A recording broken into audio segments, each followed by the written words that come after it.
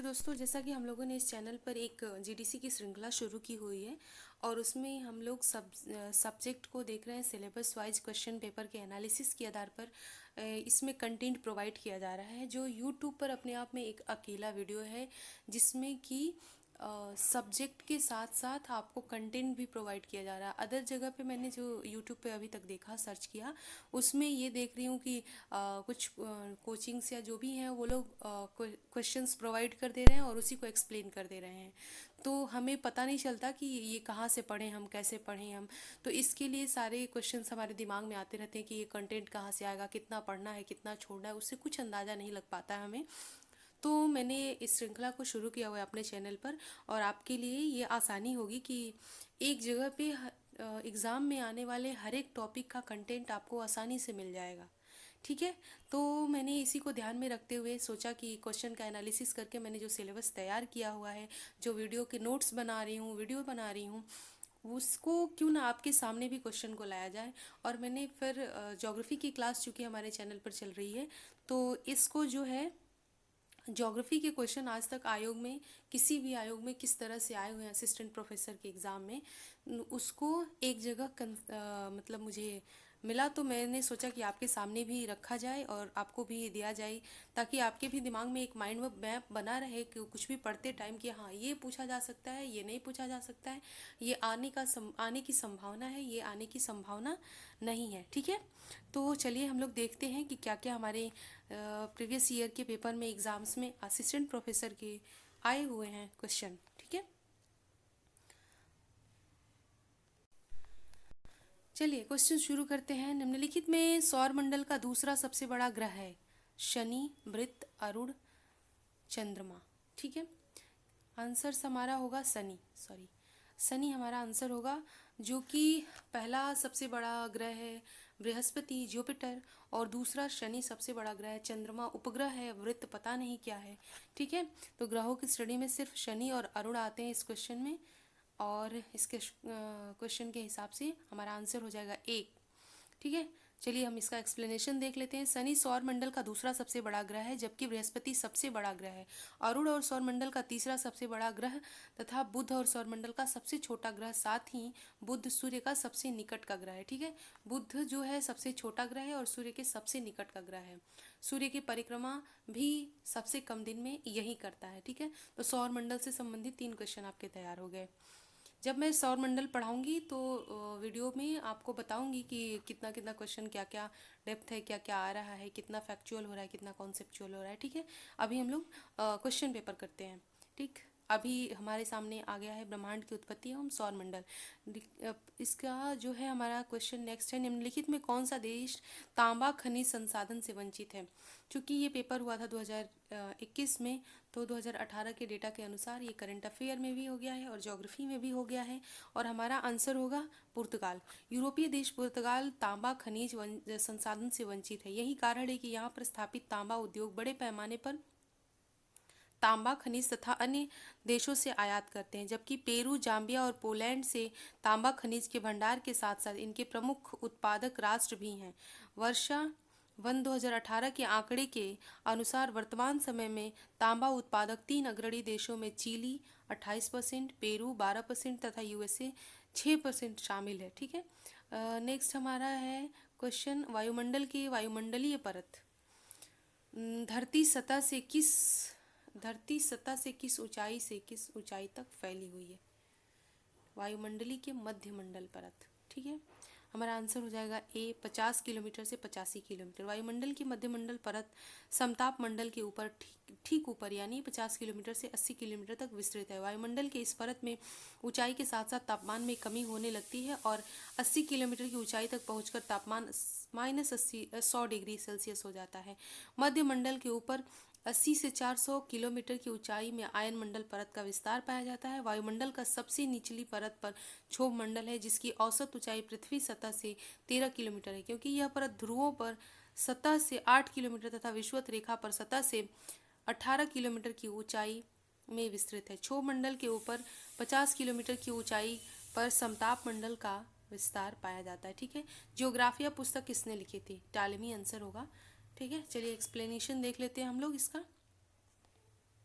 यूनानी भूगोलवेत्ता गणितज्ञ खगोलविद एवं ज्योतिषविद टालेमी ने ज्योग्राफिया पुस्तक लिखी थी। उनकी अन्य प्रमुख रचनाएं हैं ग्रहीय सिद्धांत, एनेलिमा, अल्मागेस्ट, प्लेनेटा हाइपोथेसिस, गाइड टू गजेट। 8 खंडों में गाइड टू गजेट है। ठीक है। नेक्स्ट क्वेश्चन है हमारा, ज्वालामुखी के संदर्भ में कौन से कथन सत्य हैं? ज्वालामुखी की विस्तृत श्रृंखला वायुमंडलीय कार्बन के उत्सर्जन एवं हटाने की भूवैज्ञानिक समय में जिम्मेदार माना गया है। यह प्रक्रिया पृथ्वी के सतह पर तापमान स्थिर करती है। ठीक है। नीचे दिए गए कोड से सही उत्तर का चयन कीजिए। तो हमारा क्या होगा इसका आंसर होगा सी। ए और बी दोनों सही हैं। ठीक।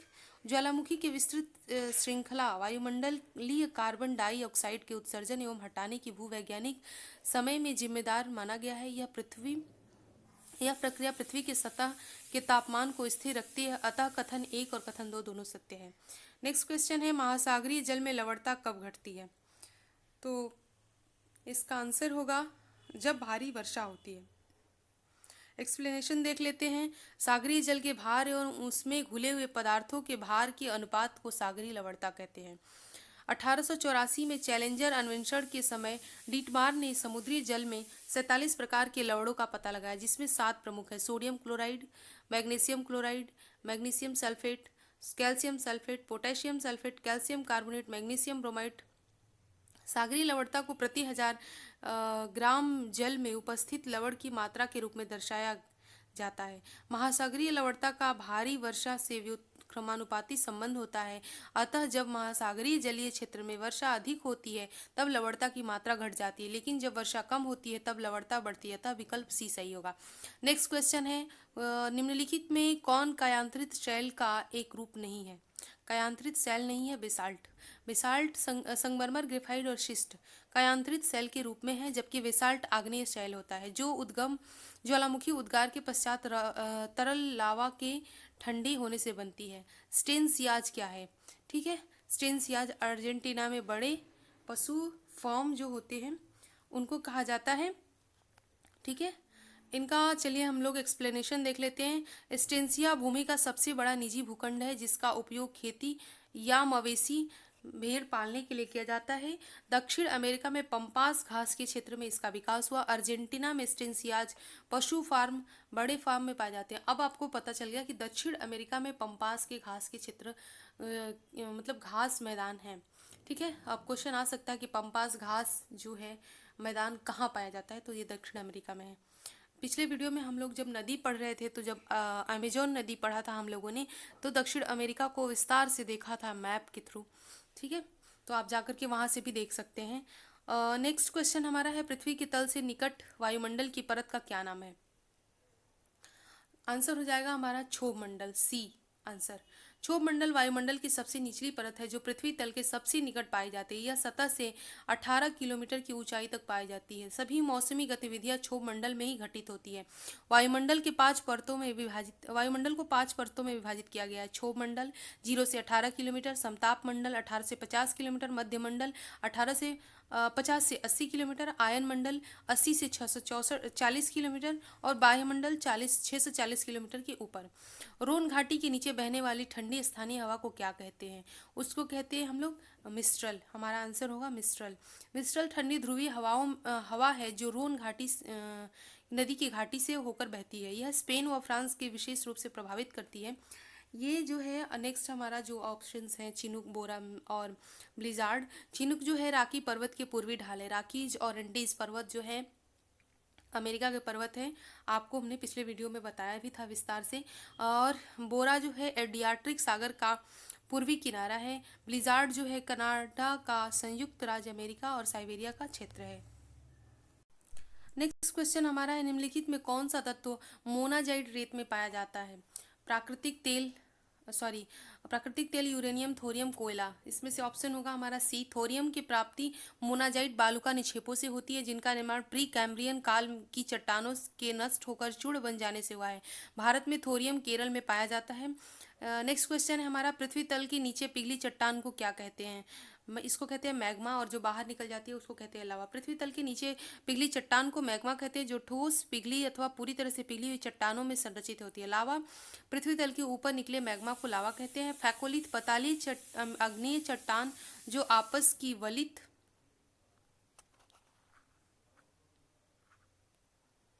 चट्टानों की वलन शीर्ष अथवा वलन गर्त में मैग्मा जमने से बनती है, उसकी संरचना होती है। लैकोलिथ जो होती है अंतर्वेदी आग्नेय शैल द्वारा निर्मित संरचना है, जो मैग्मा के ऊपर उठकर दो क्षैतिज चट्टानी संस्तरों के बीच गुंबदाकार आकृति में जमा होने से निर्मित होती है। नेक्स्ट क्वेश्चन है हमारा, ब्रिटानी शासक को द्वारा किस रियासत को विलय सिद्धांत के तहत लिया गया था। चूंकि ये क्वेश्चन हमारा है हिस्ट्री का और हम कर रहे हैं ज्योग्राफी, इसलिए हम लोग इसको नहीं करेंगे। नेक्स्ट क्वेश्चन हमारा है, पृथ्वी के वायुमंडल में दो सबसे प्रचुर मात्रा में पाई जाने वाली गैस कौन सी है। तो नाइट्रोजन और ऑक्सीजन, सब जानते होंगे, बचपन से ही जान रहे हैं। Nitrogen 78%, oxygen 21%, argon 0.93%। इस तरह से आप डिटेल में जा करके देख सकते हैं कौन कौन कितने कितने में परसेंट में पाया जाता है। Helium, neon, krypton, xenon, hydrogen, सब के सब आप देख सकते हैं।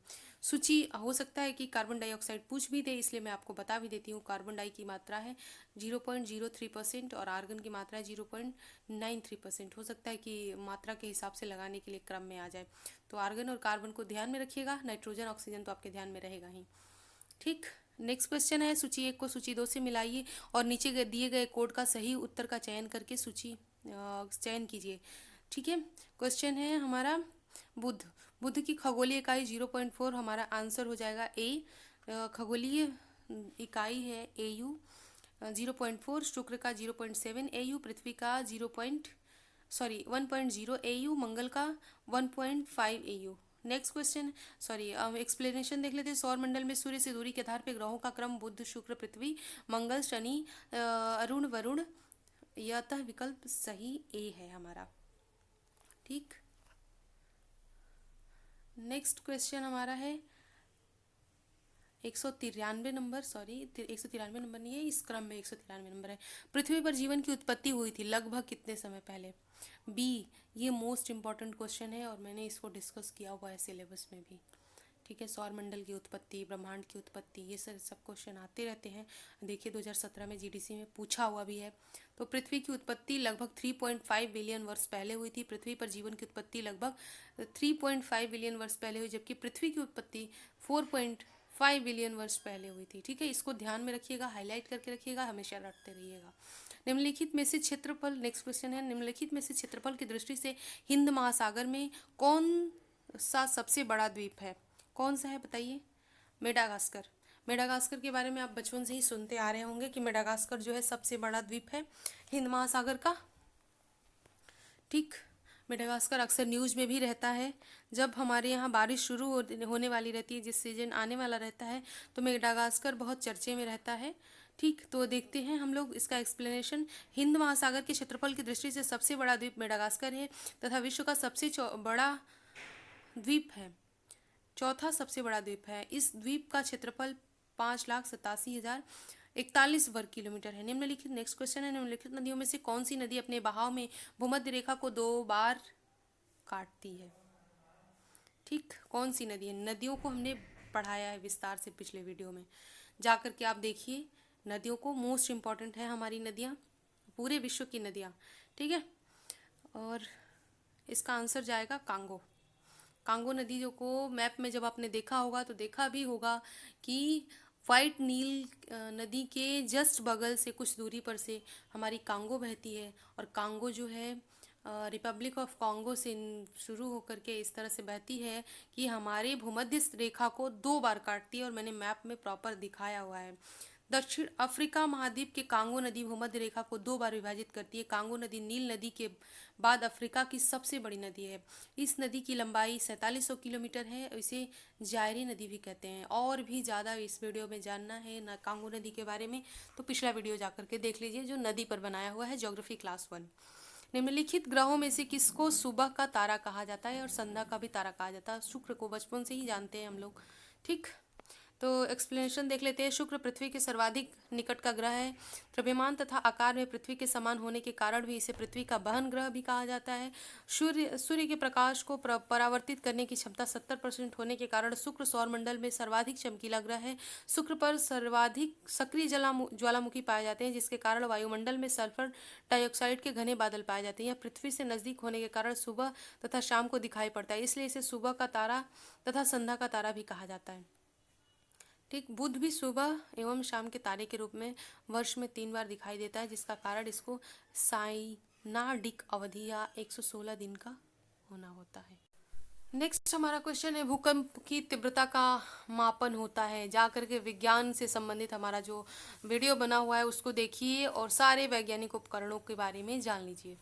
उसमें मैंने ये डिस्कस किया हुआ है कि भूकंप की तीव्रता का मापन किससे होता है। तो रिएक्टर स्केल पे होता है। भूकंप की तीव्रता का मापन रिएक्टर स्केल द्वारा किया जाता है। इसका आविष्कार चार्ल्स एफ रिएक्टर ने किया था। यह एक लघु गुणक पैमाना है जिसकी कोई न्यूनतम या अधिकतम सीमा नहीं है। रिक्टर पैमाने पर अभी तक 8.9 गहनता तक के भूकंप आ चुके हैं। इस पैमाने पर 2 गहनता का भूकंप मानव द्वारा महसूस किया जाने वाला सबसे कमजोर भूकंप है। लघु गुणक पैमाने होने के कारण प्रत्येक भूकंपीय तरंग के आयाम में 10 गुना वृद्धि प्रदर्शित करता है, अर्थात रिएक्टर पैमाने पर 4 गहनता के भूकंप द्वारा भूमि में कंपन 3 गहनता वाले भूकंप से 100 गुना अधिक होता है। ठीक, नेक्स्ट हमारा क्वेश्चन है ज्योग्राफी का, विश्व का सबसे बड़ा महासागर। ठीक, विश्व का सबसे बड़ा महासागर प्रशांत महासागर है। 8वीं कक्षा से आप जानते होंगे।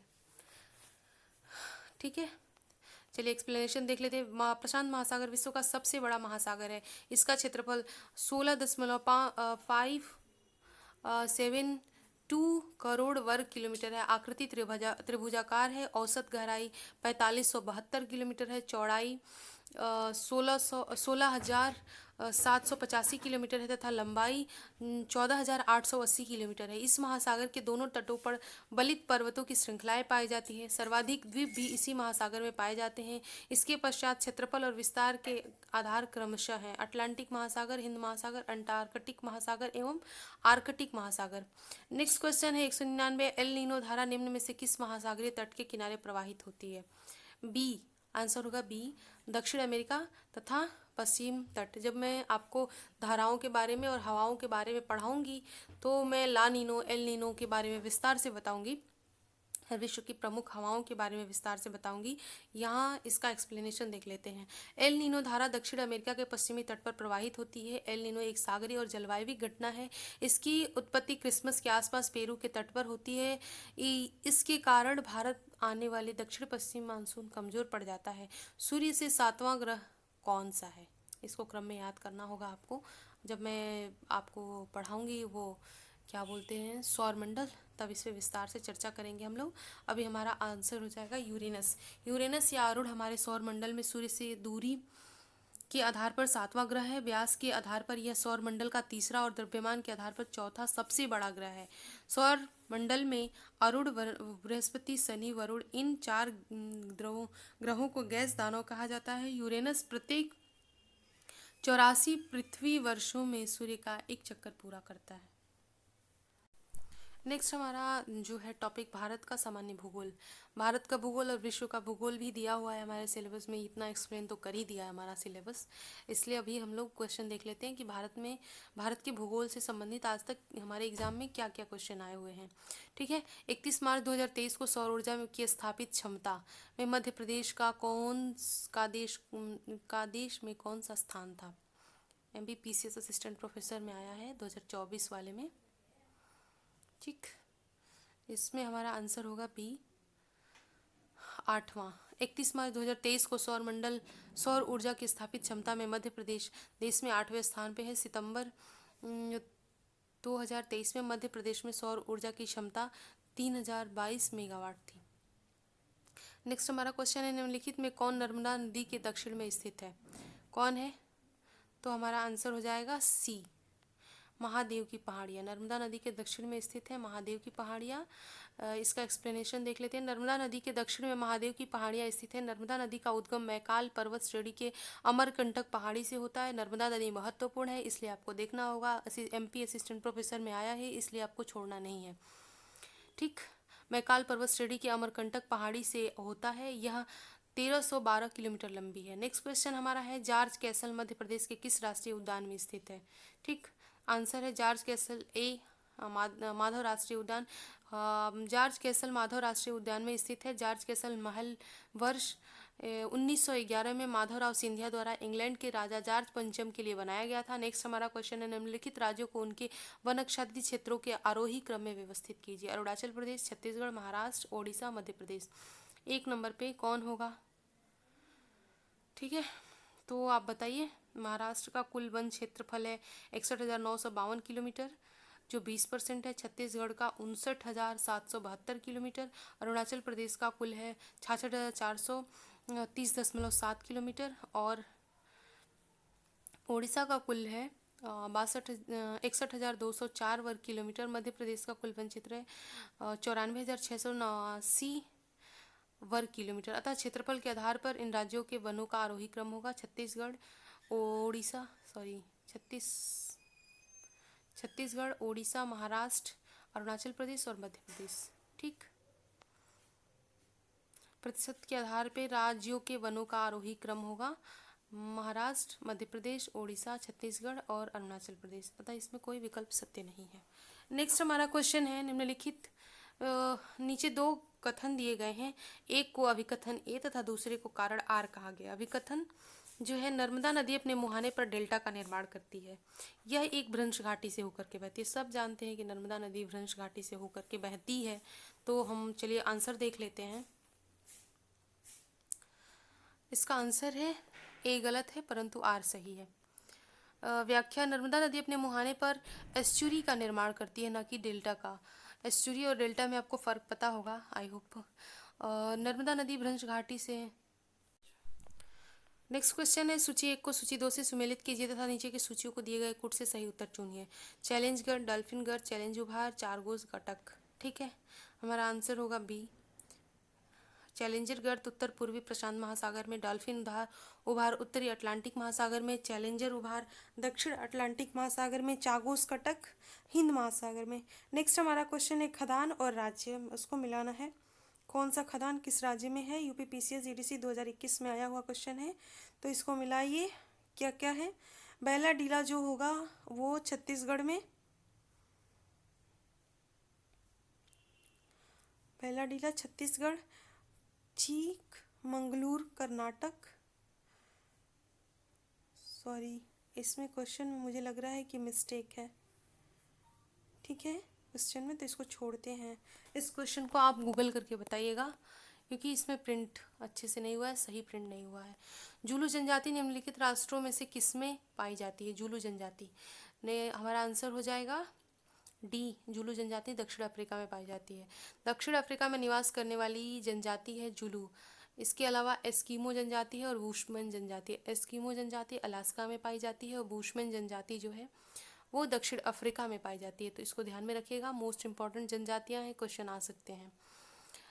अपनी संस्कृति और परंपराओं के लिए विशेष रूप से जाने जाते हैं। जुलू कबीले और अंग्रेजों के मध्य 1879 में इंसाल्डवाना का युद्ध लड़ा गया था। ये मूलतः खाद्यान्न उत्पादक और कृषि पशुपालक होते हैं। ठीक, निम्नलिखित क्वेश्चन, नेक्स्ट क्वेश्चन है हमारा, निम्नलिखित क्वेश्चन में से कौन सी नदी मुल्ताई के पवित्र तालाब से निकलती है?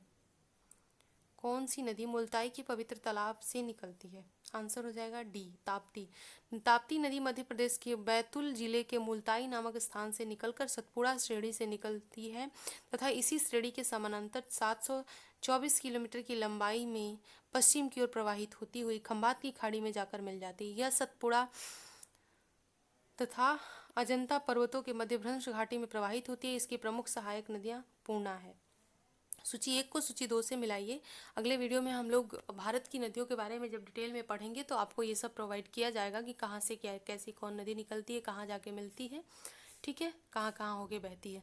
सूची 1 को सूची 2 से सुमेलित कीजिए और तथा अन्य सूचियों को नीचे दिए गए कोड का सही उत्तर चुनिए।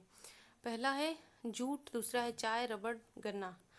जूट का उत्पादन सबसे ज़्यादा पश्चिम बंगाल में होता है, सबको जानता है। रबड़ का जो है कहाँ होता है, सॉरी, गन्ने का उत्पादन उत्तर प्रदेश में है, ये भी पता है। चाय का उत्पादन जो है असम के चाय के बागान बहुत फेमस हैं। और रबड़ अंत में ऑप्शन बचता है केरल, तो केरल ही होगा। नेक्स्ट हमारा क्वेश्चन का देखेंगे, साइलेंट वैली एक सदाबहार उष्णकटिबंधीय वन निम्नलिखित में से किस में स्थित है। साइलेंट वैली, हमारा आंसर हो जाएगा डी, केरल में। साइलेंट वैली क्षेत्र केरल राज्य के पलक्कड़ जिले में स्थित है। यहाँ पर सदाबहार उष्णकटिबंधीय वनों का विस्तार पाया जाता है, जिस कारण यह क्षेत्र भारत के उच्च जैव विविधता वाले क्षेत्रों में प्रमुख स्थान रखता है। यह एक राष्ट्रीय उद्यान है जो 89.552 वर्ग किलोमीटर के क्षेत्र में विस्तृत है। इसे राष्ट्रीय उद्यान का दर्जा दिया गया है 1984 में, इसे इस दर्जा दिया गया था। इसका औपचारिक उद्घाटन 1985 में किया गया था। भारत में समुद्री राष्ट्रीय पार्क, समुद्री मरीन राष्ट्रीय पार्क अवस्थित है, कहाँ है। ए ऑप्शन, कच्छ की खाड़ी में। भारत में समुद्री राष्ट्रीय पार्क गुजरात के कच्छ की खाड़ी में अवस्थित है। समुद्री पारितंत्र की दृष्टि से भारत के समुद्री राष्ट्रीय पार्क गुजरात के कच्छ की खाड़ी में अवस्थित है। समुद्री पारितंत्र की दृष्टि से यह भारत का एक महत्वपूर्ण क्षेत्र है। यह समुद्री राष्ट्रीय पार्क घोषित करने वाला भारत का पहला क्षेत्र है। इसमें कुल 42 द्वीप हैं जिन पर समुद्री जैव विविधता काफ़ी समृद्ध स्थिति में पाई जाती है। भारत के अन्य महत्वपूर्ण सामुद्रिक संरक्षित क्षेत्रों में महात्मा गांधी समुद्री राष्ट्रीय पार्क, अंडमान निकोबार द्वीप समूह, गहीर माथा समुद्री अन्य वन जीव अभयारण्य, ओडिशा मन्नार की खाड़ी समुद्री राष्ट्रीय पार्क तमिलनाडु तथा मालवन समुद्री वनस्पति अभयारण्य महाराष्ट्र में प्रमुख है। नेक्स्ट क्वेश्चन है हमारा, निम्नलिखित में कौन सा युग्म सुमेलित नहीं है। तो कौन सा युग्म सुमेलित नहीं है, तो हमारा आंसर हो जाएगा बी। क्वेश्चन नंबर 213 का आंसर होगा बी। पाखल वन्य जीव अभयारण्य तेलंगाना राज्य के वारंगल जिले में स्थित है, जबकि वांदीपुर राष्ट्रीय उद्यान कर्नाटक में, शिकारी देवी वन्य जीव अभयारण्य हिमाचल प्रदेश में तथा दाची गामा राष्ट्रीय उद्यान जम्मू कश्मीर में स्थित है। अतः स्पष्ट है विकल्प बी सही नहीं है।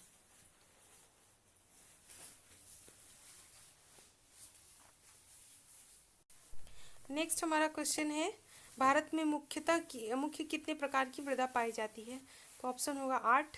भारतीय कृषि अनुसंधान परिषद ICAR ने भारत की मृदा को 8 भागों में वर्गीकृत किया है, जो निम्न है। क्वेश्चन जो है इसके आंसर्स के एक्सप्लेनेशन में देखेंगे, जलोढ़ मिट्टी, लाल और पीली मिट्टी, काली मिट्टी, लेटेराइट मिट्टी, लवड़ी एवं क्षारयुक्त मिट्टी, शुष्क एवं मरुस्थलीय मिट्टी, वनों वाली मिट्टी, पीट एवं दलदली मिट्टी। नेक्स्ट हमारा क्वेश्चन है, अरावली श्रृंखला किस पर्वत निर्माण काल से संबंधित है।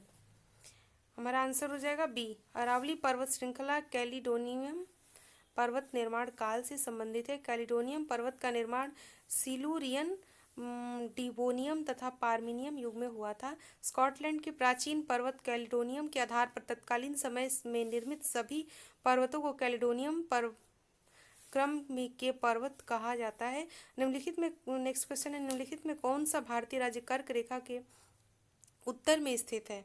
तो कर्क रेखा के उत्तर में स्थित है,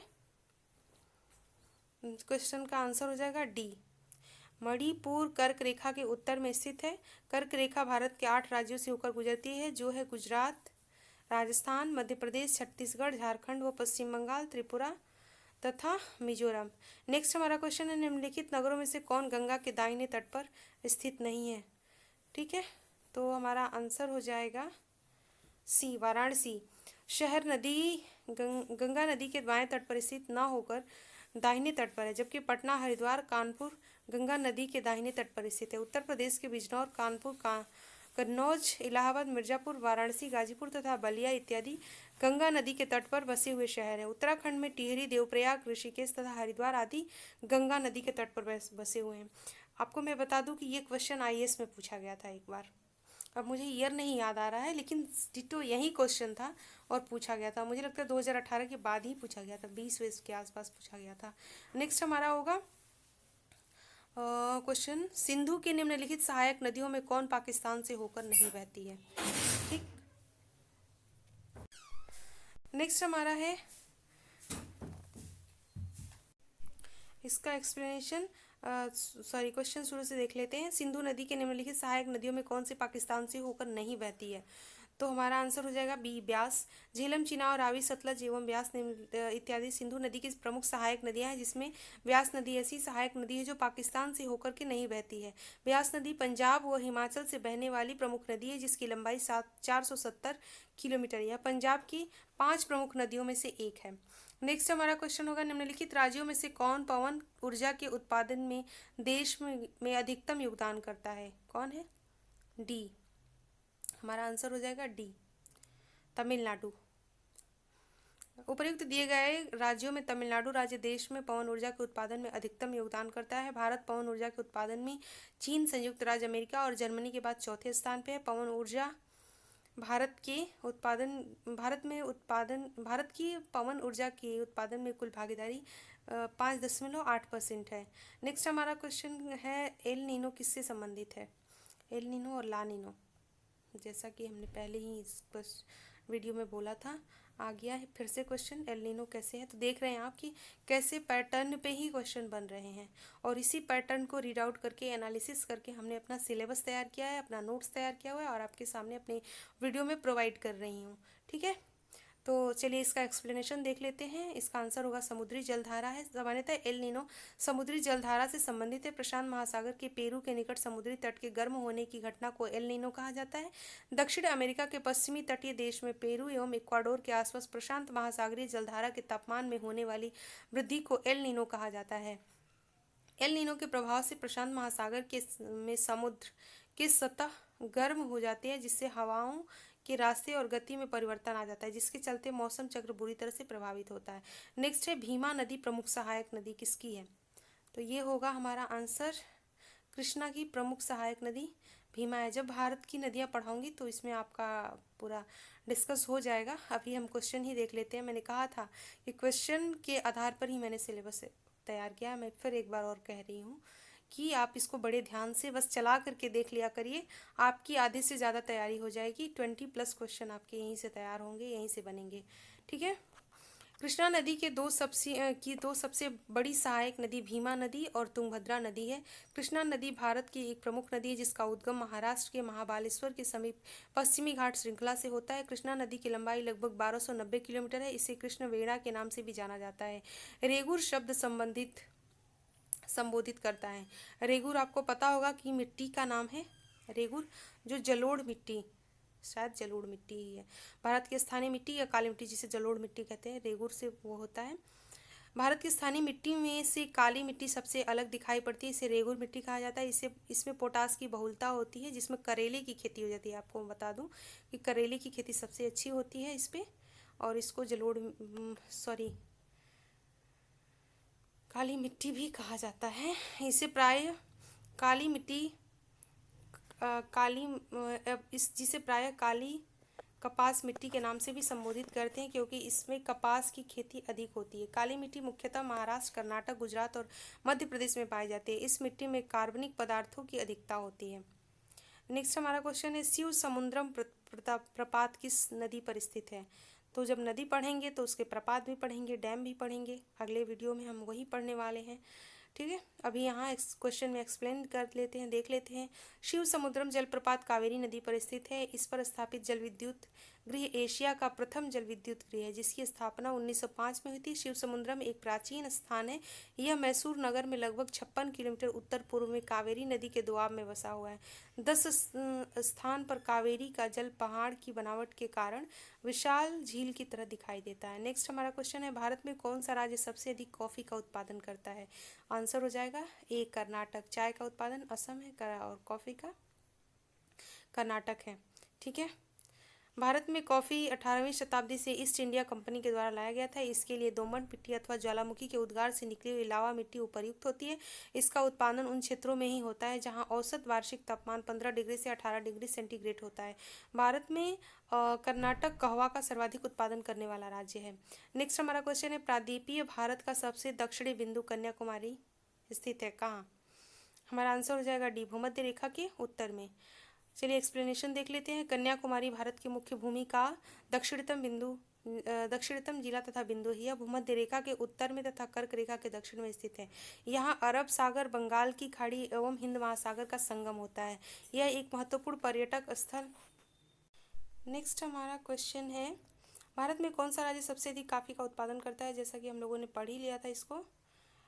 तो नेक्स्ट क्वेश्चन है, किस राज्य में सुइल नदी परियोजना चल रही है? सुइल नदी परियोजना, क्वेश्चन आंसर हो जाएगा डी, इसमें से कोई राज्य नहीं है।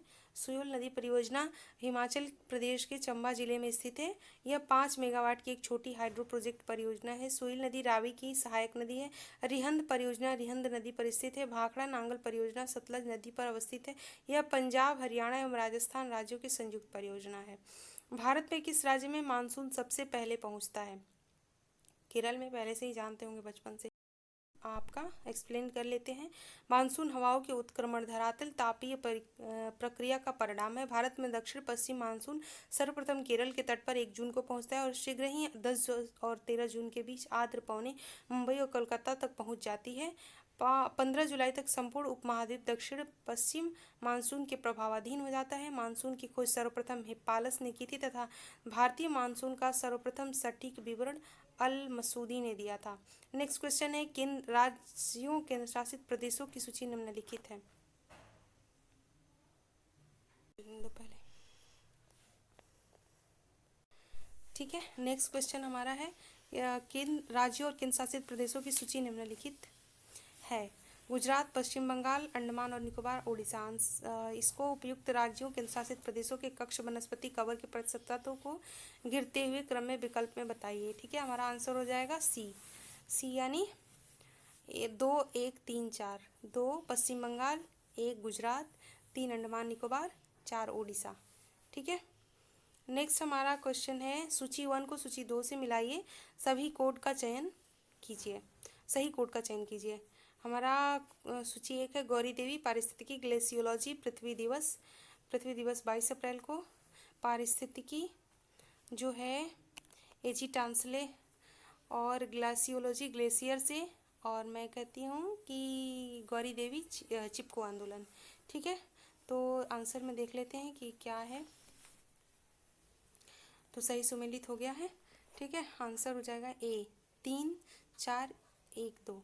नेक्स्ट हमारा है, निम्नलिखित शहरों में से कौन सा शहर कर्क रेखा के एकदम समीप है? कर्क रेखा के समीप है हमारा नागपुर।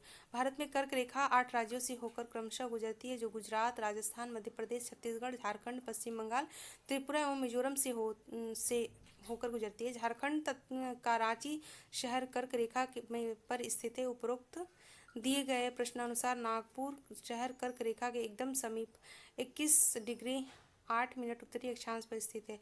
कोलकाता कर्क रेखा से 22 डिग्री 33 मिनट उत्तरी अक्षांश पर, जोधपुर 26 डिग्री 15 मिनट उत्तरी अक्षांश पर और नई दिल्ली 28 डिग्री 53 उत्तरी अक्षांश पर स्थित है। निम्नलिखित में से कौन सा एक बांध भागीरथी नदी पर बनाया गया था? तो हमारा क्वेश्चन होगा, आंसर होगा टिहरी बांध। टिहरी बांध का निर्माण हिमालय की महत्वपूर्ण नदी भागीरथी और उसकी सहायक नदी भीलंगना के संगम पे 1.5 किलोमीटर नीचे टिहरी नदी टिहरी में किया गया था। बांध की ऊंचाई 261 मीटर है तथा लंबाई 570 मीटर है। तीस्ता नदी जल विवाद किसके बीच है? तो तीस्ता नदी जल विवाद जो है भारत एवं बांग्लादेश। तीस्ता नदी पाहुनरी ग्लेशियर से उद्गमित होकर के सिक्किम, पश्चिम बंगाल तथा बांग्लादेश में प्रवाहित होते हुए समुद्र में समाहित हो जाती है। अतः स्पष्ट है तीस्ता नदी विवाद भारत एवं बांग्लादेश में के मध्य है। आसियान का औपचारिक रूप में गठन हुआ था। आसियान का गठन ये जो है उस समय के करंट अफेयर में था। तो आसियान का गठन जो है हुआ था 1960 करंट अफेयर में आया हुआ था, कोई समिट वगैरह हुआ था आसियान में या कुछ तो हुआ था जिससे संबंधित ये क्वेश्चन उस समय करंट अफेयर में आया था। तो आसियान का गठन जो हुआ था 1967 में हुआ था। आसियान दक्षिण पूर्वी एशिया देशों का एक गठन है जिसकी स्थापना 1967 में बैंकॉक में की गई थी। वर्तमान में इसके 10 सदस्य हैं, Myanmar, Cambodia, Malaysia, Laos, Brunei, Singapore, Vietnam, Indonesia, Thailand और फिलीपींस। आसियान का मुख्यालय जकार्ता इंडोनेशिया में है। नेक्स्ट हमारा क्वेश्चन है, किस नदी में मीना माता बांगो परियोजना निर्मित की गई? तो हमारा आंसर होगा सी। मीना माता बांगो बांध परियोजना एक बांध परियोजना है जिसका निर्माण छत्तीसगढ़ के हसदेवा नदी पर किया गया था। यह छत्तीसगढ़ का सबसे लंबा, सबसे चौड़ा तथा सबसे पहला बहुउद्देशीय जल परियोजना है। नेक्स्ट हमारा क्वेश्चन है, बरबार दर्रा स्थित है। आंसर हो जाएगा सी, मध्य अरावली में। बरबार दर्रा मध्य अरावली श्रेणी में स्थित है। यह राजस्थान के ब्यावर तहसील में स्थित है। अरावली श्रेणी के 4 दर्रे बर, परवेशिया और शिवपुर घाट, सूरा घाट दर्रा और देवदारी का दर्रा है। ठीक है, नेक्स्ट हमारा क्वेश्चन है, कोपेन के वर्गीकरण के अनुसार निम्नलिखित में किस जिले में CWG प्रकार की जलवायु पाई जाती है। हालांकि ये राजस्थान से संबंधित है तो इसका बहुत ज़्यादा वो इम्पोर्टेंट नहीं है हमारी सिलेबस में। और ये नेक्स्ट हमारा जो है क्वेश्चन, उत्तरी सेंटिनेंटल द्वीप स्थित जहाँ स्थित है, कहाँ स्थित है? उत्तरी सेंटिनल द्वीप बंगाल की खाड़ी में स्थित है। यह स्थानीय सेंटिनलीज लोगों का निवास स्थान है। यहाँ पर रहने वाले लोग आधुनिकता से लगभग कटे हुए हैं। नेक्स्ट हमारा क्वेश्चन है, निम्नलिखित कथनों पर विचार कीजिए। अरावली मरुस्थल के पूर्वी विस्तार को रोकता है। अरावली क्षेत्र खनिजों में समृद्ध है। राजस्थान में वर्षा का वितरण प्रारूप अरावली से प्रभावित नहीं है। राजस्थान के अनेक नदियों का उद्गम स्थल अरावली है। तो हमारा आंसर हो जाएगा डी, 3 और 4 सही है। राजस्थान में वर्षा का वितरण प्रारूप अरावली से प्रभावित नहीं है। राजस्थान के अनेक नदियों का उद्गम स्थल अरावली है। ठीक, नेक्स्ट हमारा क्वेश्चन है, सिंधु नदी का उद्गम कहाँ से होता है? बी, कैलाश पर्वत श्रेणी तिब्बत में उपस्थित तथा इसी श्रेणी में स्थित मानसरोवर झील के चेमांग युंगडुंग ग्लेशियर। नेक्स्ट हमारा क्वेश्चन है, सूची 1 को सूची 2 से सुमेलित कीजिए। नीचे दिए गए कूट का उपयोग करते हुए सही उत्तर चुनिए। हीरा जो है वो कार्बन का प्रारूप है। संगमरमर जो है ग्रेफाइट का है। बालू जो है सिलिकॉन है और स्नेहक जो है कैल्शियम है। ठीक है, तो हमारा आंसर हो जाएगा, सॉरी, बालू जो है वो सिलिकॉन है और स्नेहक जो है ग्रेफाइट है। संगमरमर जो है कैल्शियम है और हीरा जो है कार्बन है। ठीक है, तो इसको आप उसके हिसाब से मिला लीजिएगा। निम्नलिखित में कौन सा राज्य मैग्नीज का सर्वाधिक उत्पादन करता है? तो उस मैग्नीज का सर्वाधिक उत्पादन करने वाला राज्य हमारा मध्य प्रदेश है। मैग्नीज एक रासायनिक तत्व है। प्रकृति में यह शुद्ध रूप से नहीं मिलता है बल्कि अन्य तत्वों के साथ बने यौगिक में मिलता है। भारत में मध्य प्रदेश राज्य मैग्नीज का सर्वाधिक उत्पादन करता है। मध्य प्रदेश के बाद क्रमशः महाराष्ट्र और ओडिशा का स्थान है। कुल उत्पादन के सापेक्ष निम्नलिखित में से किस फसल का अंतर्राष्ट्रीय व्यापार कम है? तो हमारा आंसर हो जाएगा चावल। कुल उत्पादन के सापेक्ष चावल का अंतर्राष्ट्रीय व्यापार कम है। इसका कारण है अंतर्राष्ट्रीय स्तर पर चावल मुख्य खाद्य फसल है तथा 2 महत्वपूर्ण चावल उत्पादक देश चीन तथा भारत में सर्वाधिक जनसंख्या होने के कारण चावल का उपभोग कर लिया जाता है। ठीक है, तो ये रहा हमारा वीडियो आज का, और इसमें कुल आज तक के जितने असिस्टेंट प्रोफेसर में ज्योग्राफी में क्वेश्चन आए हुए हैं उनका एक ब्रीफ में आपको वीडियो प्रोवाइड कर दिया गया। तो आप इसको देखिए और आपके रिव्यू का इंतज़ार रहेगा। आई होप कि आप भी क्वेश्चन के एनालिसिस करने की एलिजिबिलिटी में होंगे और देखेंगे कि क्या पढ़ना है क्या छोड़ना है। ठीक है, धन्यवाद।